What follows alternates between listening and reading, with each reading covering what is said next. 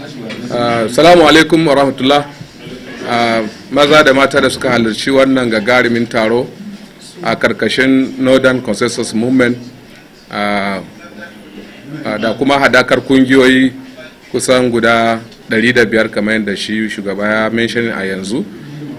Makasudin wannan taro shine kusan an kasafta abubuwa da za a tattauna karkashin wannan tafiya game da abin da ya shafi 'yan uwanmu da aka barnata musu dukiya da kuma rayuka da kusan shekaran bara da ya gabata a karkashin wannan 'yan sas da kuma rikicin shasha a kinyale wanda aka kashe dukiyoyin 'yan uwanmu masu yawa, an kashe su kuma wasu an barnata dukiyarsu. To karkashin wannan muka hada adakar kungiyoyi daban-daban da ita wannan kungiya Northern Consensus Movement ta jagoranci wannan tafiya har muka kai ga yajin aiki a wancan lokaci.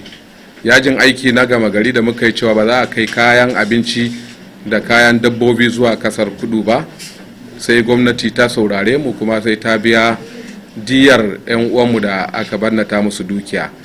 To wannan yajin aiki da muka kira wancan lokaci na kwana 6 ya sanya gwamnati ta shiga tsakaninmu karkashin jagorancin mai girma gwamna na Kogi State Yahaya Bello ya kiraye mu a wancan lokaci, an zauna cewa aka kai mu kuma presidency aka ce menene bukatun waɗannan mutane.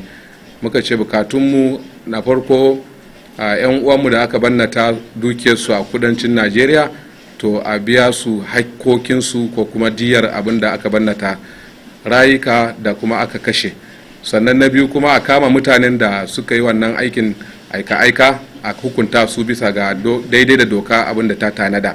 Sannan na uku ya kasance kuma yadda mu muka shafa musu lafiya a nan kasanmu na arewa, most of kusan mutane da suke zaune inyamurai sun kai kusan mutum miliyan 17 a arewacin Najeriya. Cikin miliyan 17 din nan kusan miliyan 15 suna nan permanent, suna zaune a kasanmu na arewa.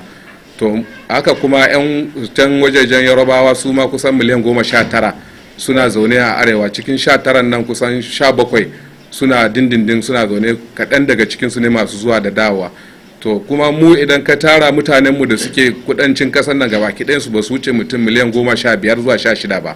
Sannan kuma kusan su ɗin da suke zaune a can kusan dukansu kananan sana'a suke yi a can, kuma in ka la'akari da yadda su kuma 'yan kudu suke da yadda suke business manya-manya a nan kasan arewa.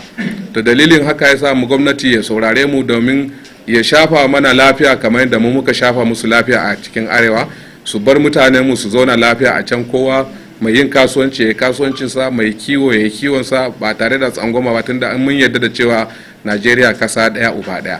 To wannan dalili na uku kenan. Dalili na hudu kuma mun nemi gwamnatin tarayya ya bada wani regional market a wancan lokaci. To duk waɗannan abubuwa an tattauna kuma alhamdulillah gwamnati ta yi na'am da wancan, kuma abinda muka nema na diya a wancan lokacin biliyan 47.5. So a wancan lokaci an zauna gwamnati ta yadda za ta bada wannan diyar, amma ga wata kaso da za su bada. To kason nan shine aka ta yi kai kawo ba tare da za a bayyana dalilan da ya sa ba fayyace wannan abin da ya sa ba a biya wannan kudin ba, amma da kaso 10 aka bada cikin 100 shine ya zama 4.7 biliyon naira abin da aka nema gwamnati ta bada. So wannan ya sa an yi kawo so har yanzu ba mu da comprehensive abin nan list da muke da shi wanda yake kullum abin karuwa suke yi. Na farko rikicin 'yan sas muna da alkalima da muka tara, sai kuma rikicin shasha a kinyale ya taso kuma shi ma muka kara a kai, kuma 'yan kwanan nan kuma maganar IFOP din nan kuma kullum ba tsayawa suke ba, suna ta kashe 'yan uwanmu.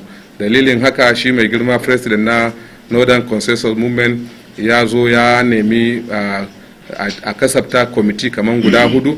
Kwamiti na farko shine kwamiti na planning and strategy, ma'ana kwamitin na hakikanci abubuwa da kuma yadda za su tsara abubuwa. Sannan da kuma kwamiti na media and publicity, da kuma kwamiti na compensation, da kuma contact and mobilization, da kuma kwamiti na research development. Waɗannan kwamitoci kusan guda 4 zuwa 5 da aka nada yanzu shine za a ci gaba da tattaunawa da su kuma a ransar da su kama aiki ga dangane. Wannan shine takaitaccen abin da shi mai girma president ya faɗa. A karshe mai magana shine suna na Alhaji Adam Hassan, mataimakin shugaba na 'yan kasuwan arewacin Najeriya kuma Allah shi ne chairman na Abuja chapter. Wannan shine takaitaccen